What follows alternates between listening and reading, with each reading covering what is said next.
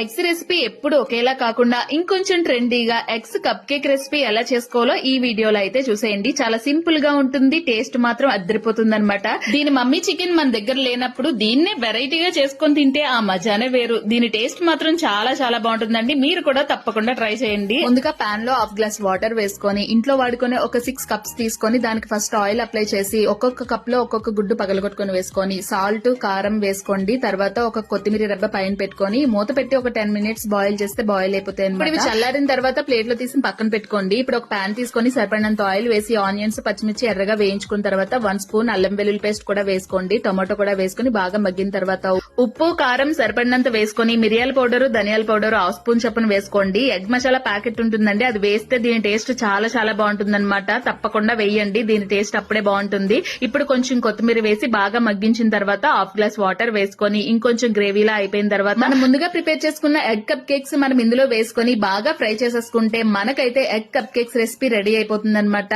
వేడి వేడి అన్నంలో ఈ కర్రీ వేసుకొని తింటే ఉంటుందండి, టేస్ట్ మాత్రం అద్దరిపోతుంది. మీరు కూడా కంపల్సరిగా ట్రై చేయండి, చాలా చాలా బాగుంటుంది. అలాగే మన ఛానల్ ని కొంచెం ఫాలో చేసుకోండి.